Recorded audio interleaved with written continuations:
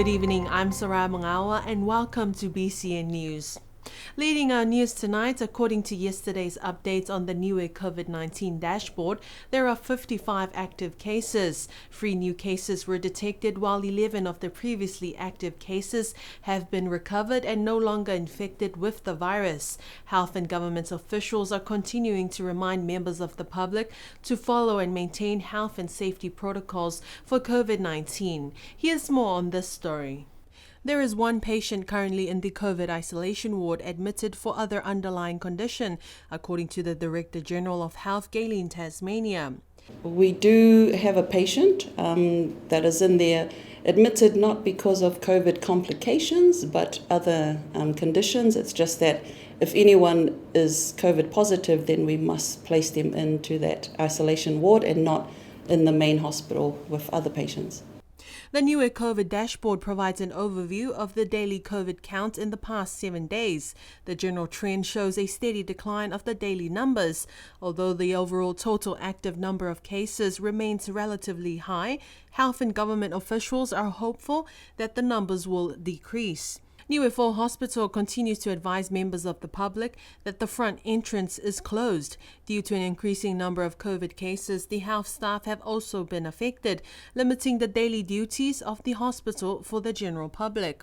People are reminded to use the emergency entrance found on the west side of the hospital if wanting to see the doctor, but to first complete a rapid antigen test that will take 15 minutes prior. Meanwhile, Niue has recorded a total of 187 cases of COVID-19 since the first case entered the borders in March this year. A total of 132 of the cases have been recovered. Public are encouraged to continue following the health and safety protocols for COVID-19 advised by health and government officials.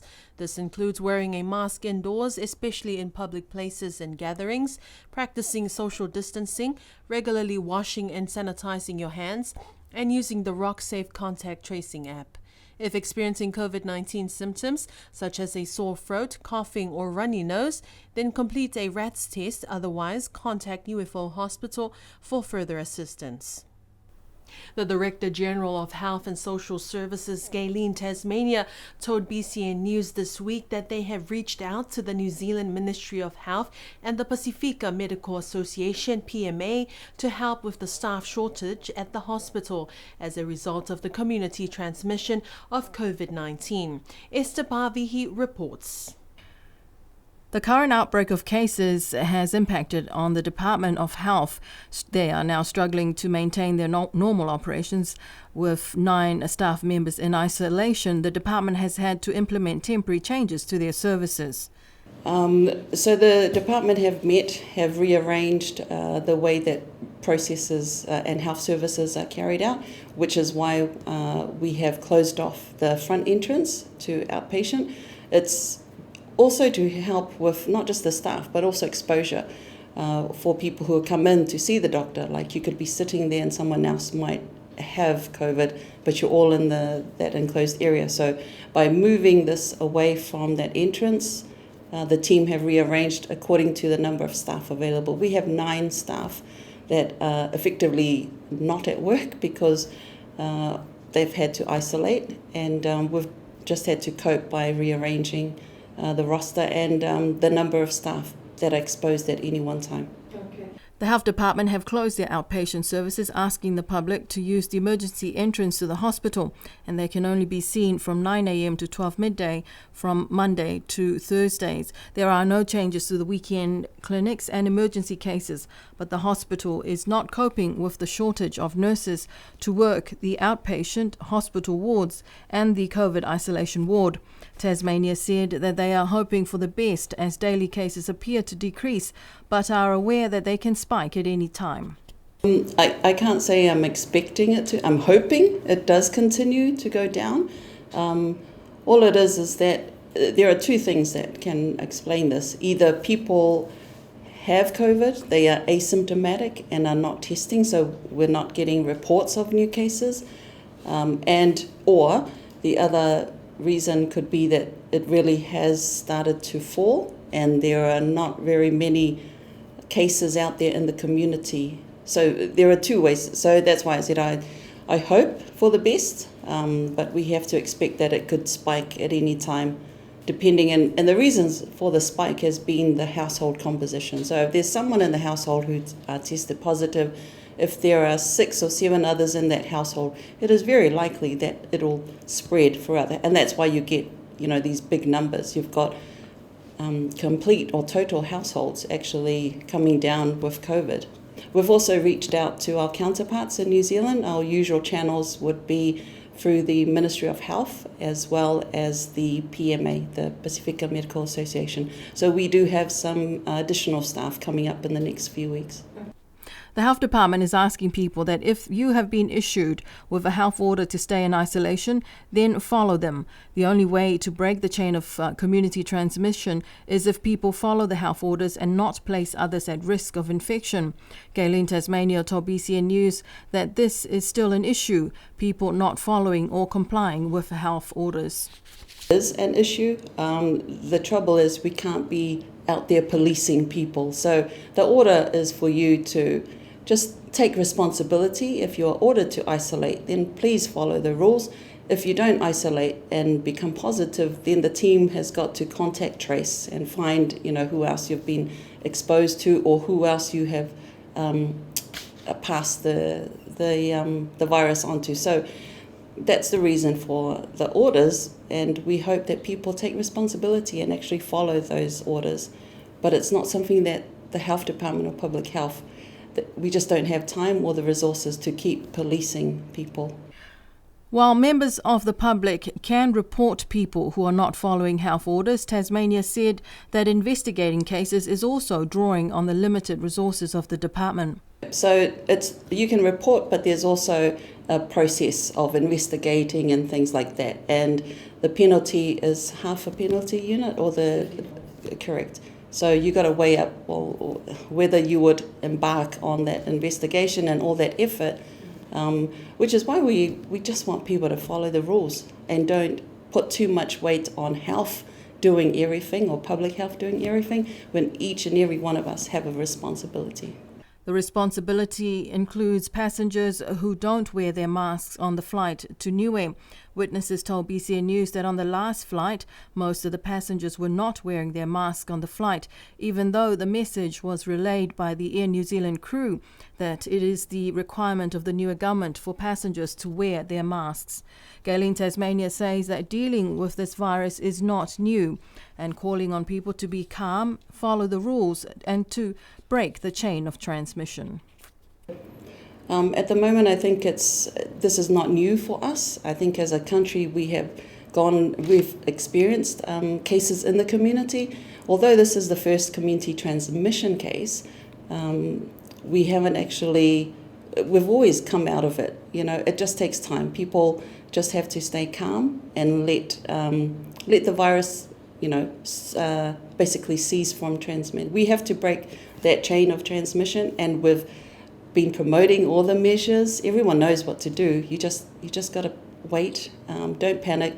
I guess our priority is to detect and isolate, and that's what we've continued to do, and that is what works. And we hope that people just do exactly that. Report if you're positive, isolate, and let the virus.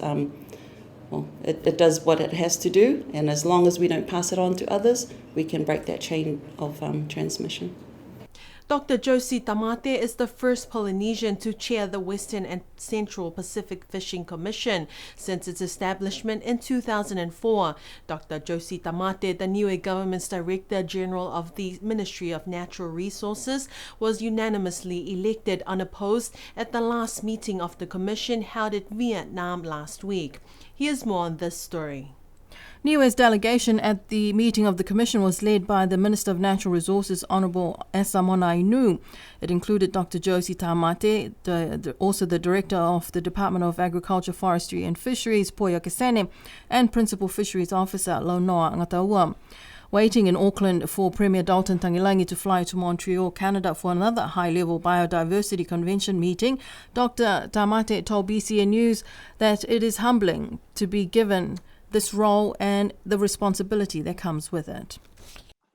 As the second Pacific woman to be serving as the chair and also the first the chair of the Western Central Pacific Fisheries Commission.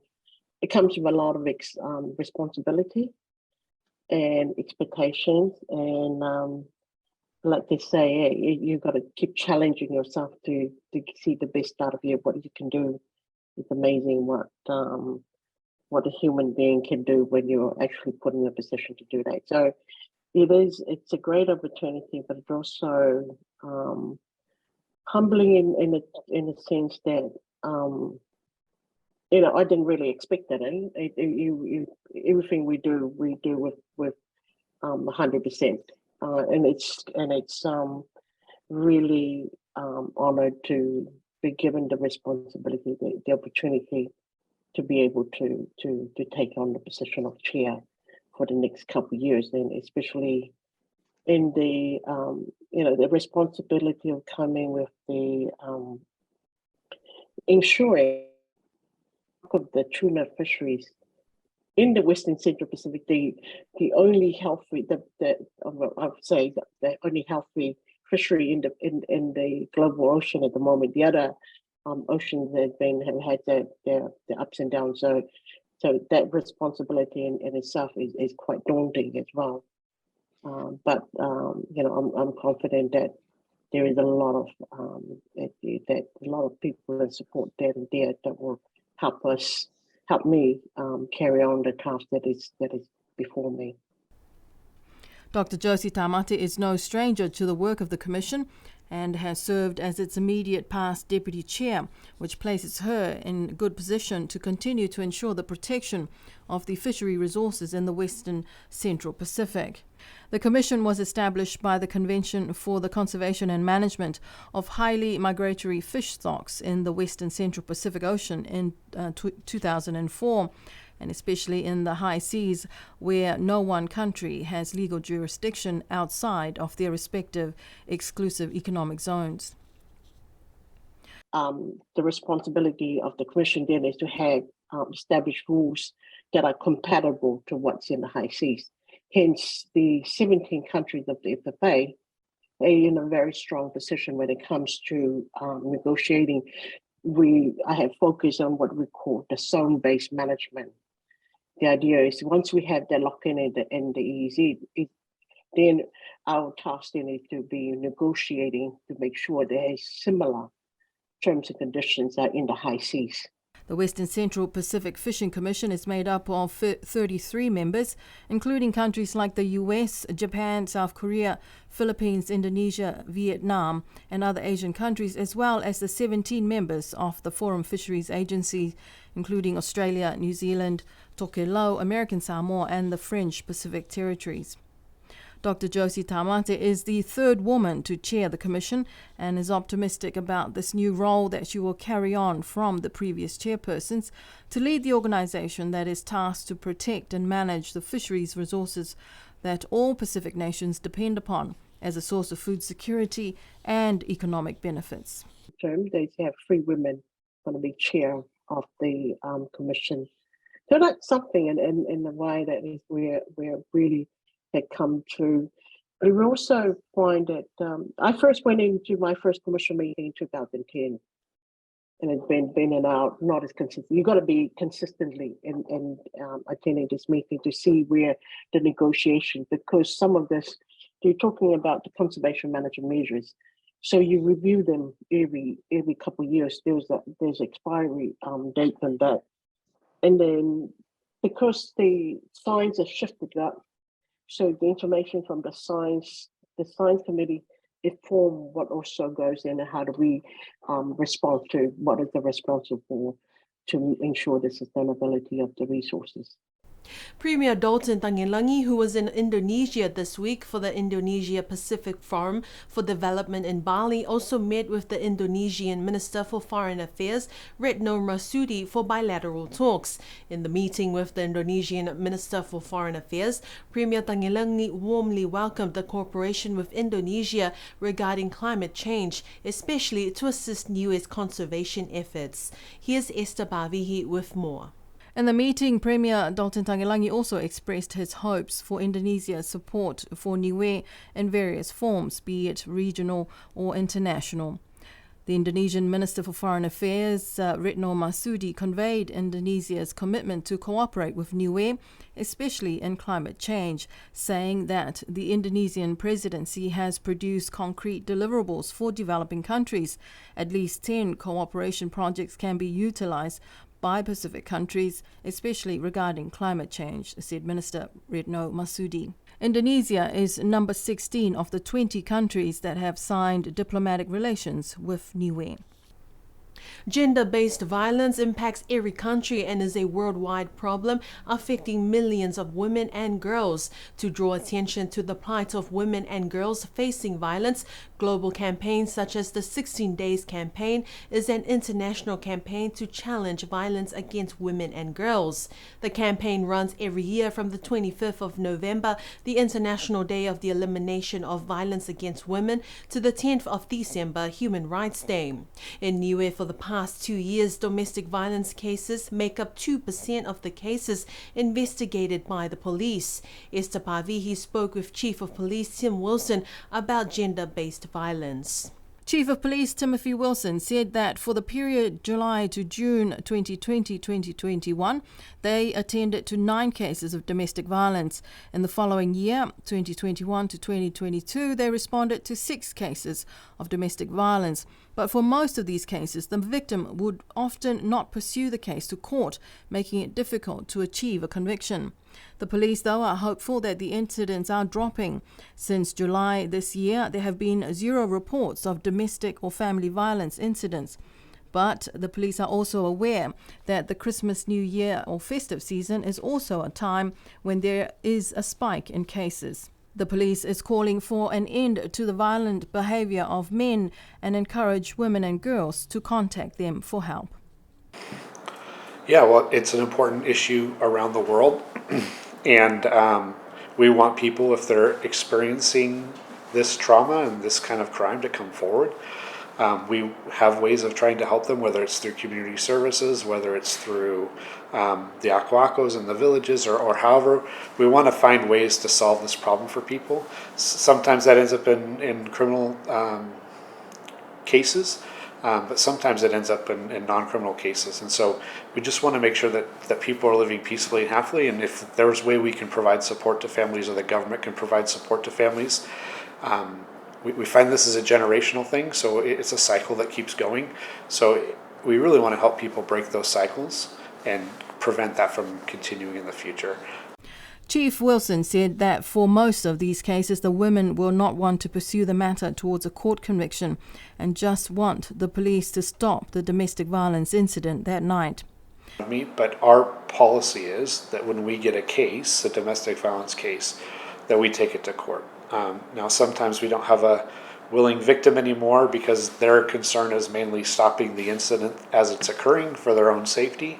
And a lot of times, after that occurs, then we no longer have a cooperative victim, so then it's more difficult for us to prosecute in court. So we're not always successful in getting a conviction, and sometimes we have to drop some cases because we just don't have enough evidence anymore, because we don't have witnesses to take it to court.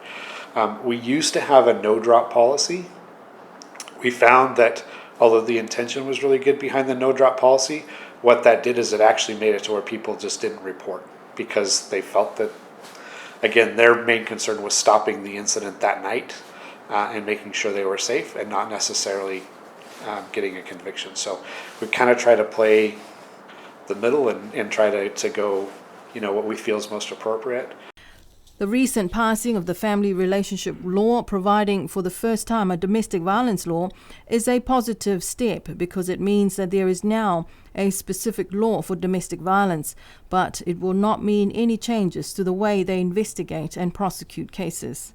So it's not necessarily going to make it easier to prosecute cases. What it will do is that actually for the first time we have an actual code that says, it defines it as domestic violence, and it becomes a domestic violence conviction as opposed to just a regular assault conviction.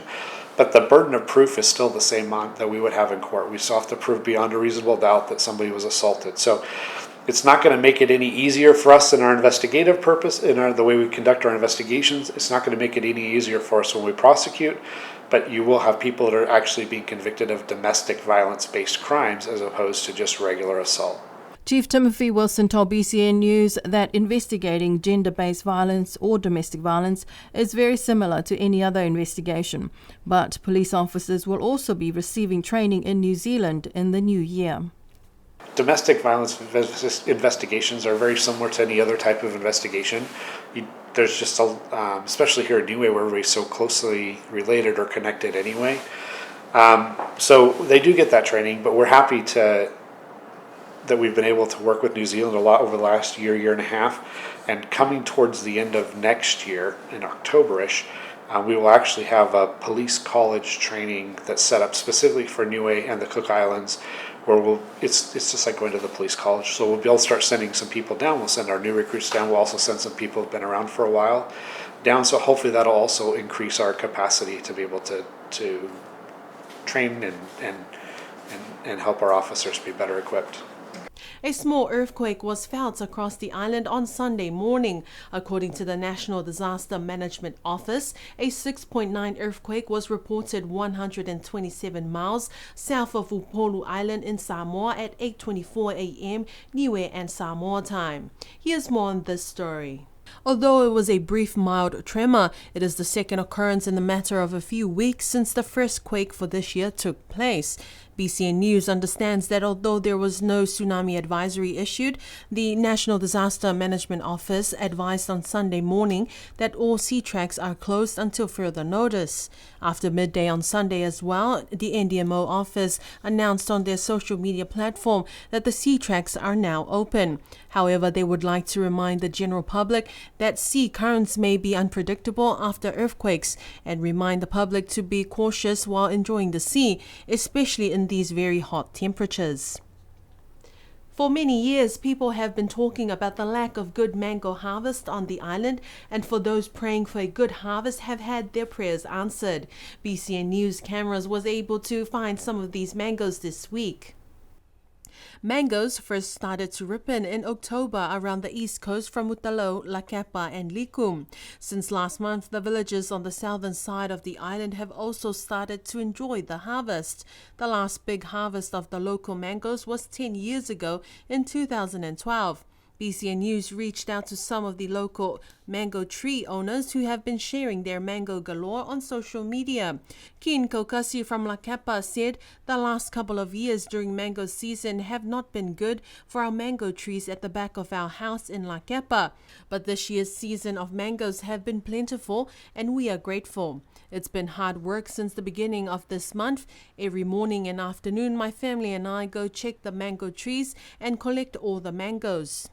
Crystal Vilitama Smith also shared with BCN News the significant history behind their mango trees at their home in Mutalo, where the family would spend most of their time under the mango trees, especially her great-grandmother who spent most of her days under the tree weaving or cooking, says Crystal.